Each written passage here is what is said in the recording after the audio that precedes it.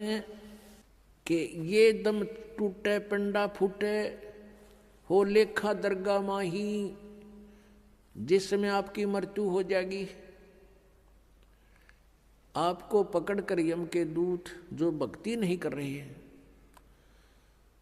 आप जी को धर्मराज के दरबार में, न्यायाधीश के दरबार में खड़ा कर दिया जाएगा, जो काल का न्यायाधीश है।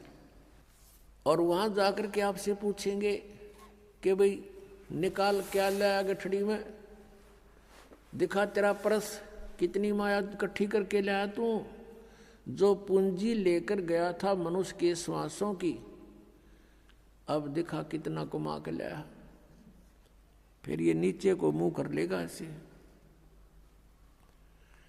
पुण्यात्मा, ये जब मनुष्य शरीर छूट जाता है उस समय इस प्राणी के साथ ऐसे बीतती है जैसे सौपन में क्या देखते हैं कई बार एक गरीब व्यक्ति, और क्या देखता कि कार में बैठा जा रहा है। एक बताओ था व्यक्ति, कहने लगा मैं आज सपने में ऐसा देखा कि जैसे कार में बैठा हूं और कार चला रहा हूं, और ब्रेक लगाया, आगे एकदम कोई ऐसी स्थिति आ गई, ब्रेक लगाया, जोर से पैर मारा और रजाई फटी हुई थी उसकी, उस रजाई में का पैर आर पार हो गया। फिर वह आंख खुल गई, यानी निंद्रा भंग होगी, देखो होता है, वो पैर छोड़ दिया। फिर जब सौपन टूटा तो देखा ना कार और कुछ भी नहीं, और वो सपने में देख रहा खूब जोरते, उसका पेटा है ना भर रहा।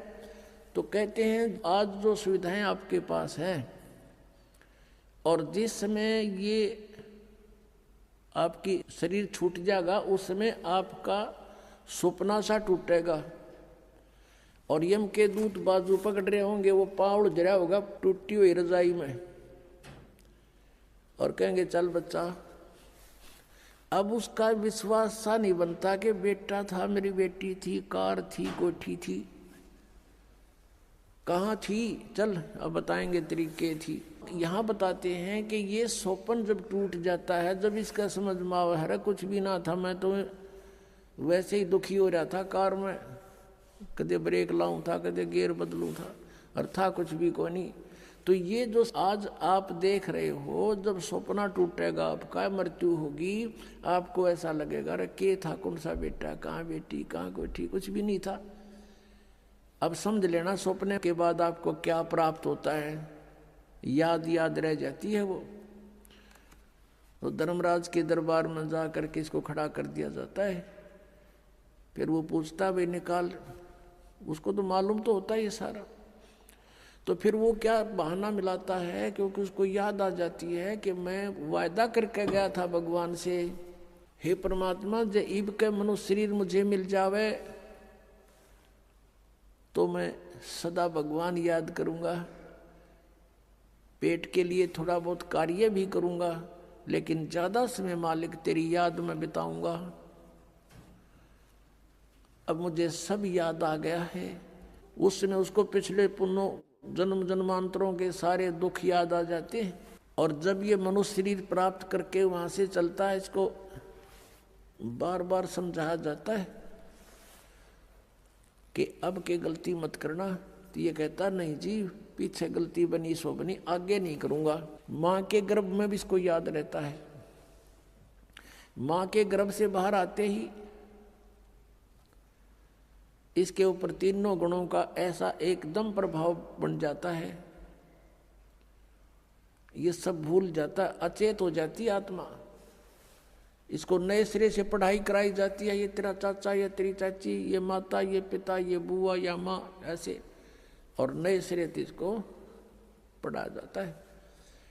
अब जब तक हम सत्संग में नहीं आते और सतगुरु नहीं मिलते, नकली संतों के सत्संग से भी लाभ नहीं, क्योंकि उनके पास ना नाम ना ज्ञान। उद्देश्य उनका अवश्य है कि हम सत्संग सुनावा, लेकिन सत्संग है ही नहीं उनके पास। आपने सुना था सत्संग में, आपको दिखाया था कल परसों, कल भी दिखाया था कि ये राधा स्वामी पंथ के प्रवर्तक श्री शिवदयाल जी की सार्वचन वार्तिक, उसमें क्या लिखा है, इनका सतनाम का पता नहीं न है क्या चीज। कही तो सतनाम हमारी जाति है, सतनाम सचखंड है, सतनाम सार शब्द है, सतनाम सतपुरुष है, सतनाम सतलोक है, और सार नाम भी यही है, सतनाम भी यही है। तो ये सत्संग है इनके। करोड़ों व्यक्ति वहां अपना जीवन नष्ट कर रहे हैं। तो सतगुरु के दरबार में आने से आपको ये ज्ञान होता है। सतगुरु के दरबार में जाइयो बारंबार, भूली वस्तु याद दिलावे हैं सतगुरु दातार। भूली वस्तु लखा देवे हैं सतगुरु दातार। हम जिस वस्तु को भूल चुके थे उसकी फिर याद दिलाई जाती है।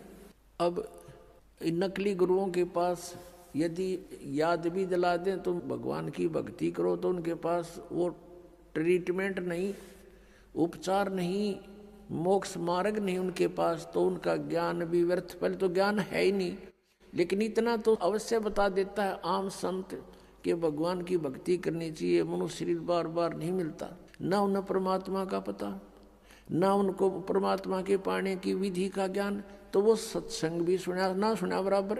अब क्या बताते हैं, जब ये प्राणी दरबार में खड़ा होता, धर्मराज के दरबार में, उस समय फिर इसे पूछा जाता है कि तू यहाँ से एक वायदा करके गया था, प्रतिज्ञा करके गया था कि अब के भक्ति करूँगा, बकवाद नहीं करूँ, तूने वो काम किया नहीं जो उद्देश्य लेकर गया था। तो ये जीव क्या कहता है वहाँ पर, ये न्यू बहाना मिलाता है कि हे भगवान, मुझे किसी ने बताया नहीं, वह तो भूल पड़ गई, किसी ने नहीं कहा भक्ति कर ले, किसी ने नहीं कहा राम नाम रटना चाहिए। तब परमात्मा क्या दिखाता है कि उसको कोई भक्त, जैसे आप जी अपने रिश्तेदार को, अपने भाई मित्र बहन सखी सहेली को, आप सबको कोशिश करते हो कि भगवान की भक्ति कर लो। मनुष्य जीवन बार बार नहीं मिलता, आप खूब चेष्टा करते हो। और वो क्या करता है, वो क्या कहता है बहन या भाई कि मुझे समय नहीं, अभी समय नहीं है, फिर देखेंगे फिर देखेंगे। और पीछे तो औरों के सामने नु कहता है ये तो मेंटल हो लिए, तीसरे दिन बरवाड़ा बैठे रहते हैं, इनका तो नाश होगा। तो वो अपने आप में चतुर्गणे बन रहे हैं, तो नहीं सुनते हैं। फिर वो धर्मराज के दरबार में जब खड़े होते हैं तब ये बहाना मिलाते हैं कि जी हमें किसी ने हमारे को बताया नहीं। तो उस समय परमात्मा अपने उलाने में नहीं रहते, वो सबके पास संदेश भिजवाते हैं, चाहे कोई जंगल में रह रहा है किसी ना किसी माध्यम से। तो उस समय परमात्मा क्या करते हैं, वो उसकी वीडियो फिल्म मूवी शुरू कर देते हैं। क्योंकि प्रत्येक प्राणी के अंतःकरण में, कोड वर्डों में पूरे जीवन की घटनाएं अंकित होती रहती हैं। उसको चित्रगुप्त बोलते हैं, चित्रगुप्त यानी साइलेंट फिल्म बनती रहती है गुप्त रूप में। और प्रत्येक प्राणी की है उसके पास असंख्यों जन्मों की अंदर कोड वर्डों में। जैसे आजकल आप देखते हो एक चिप है, छोटी सी चिप होती है, मोबाइल में डालते हैं और उसमें मन 50 घंटों का सत्संग विद्यमान होता है, इतनी को। और ये तो एक मैन मेड और ये गॉड मेड, तो उसने तो पता नहीं क्या बना दे। तो कहने का भाव ये है कि अब परमात्मा के विधान को समझने के लिए हमने इस साइंस ने घनी सुविधा कर दी। अब हम यहाँ बोल रहे हैं, सुन रहे हैं कहीं और, बीच में वायर भी नहीं, तार नहीं। अब यहाँ से फैक्स करते हैं, बीच में कुछ भी नहीं है, फैक्स दूसरे के कंप्यूटर में पहुँच जाता है, ईमेल पहुँच जाती है। ये कैसे? तो इसी प्रकार परमात्मा ने पहले ही प्रत्येक प्राणी के साथ ये सिस्टम अंदर ही फिट कर रखा है सबके। और यहाँ जो भी एक घटना आपकी होती है वो एक परमात्मा के कंप्यूटर में ऊपर वहाँ जा करके फैक्स रहती है डेली की। तो उस समय ये फिल्म चला देता है, उसका ट्रेलर दिखाता है, बैकग्राउंड। अब देख ये भक्त आपको क्या कह रहा है और आप क्या कह रहे हो।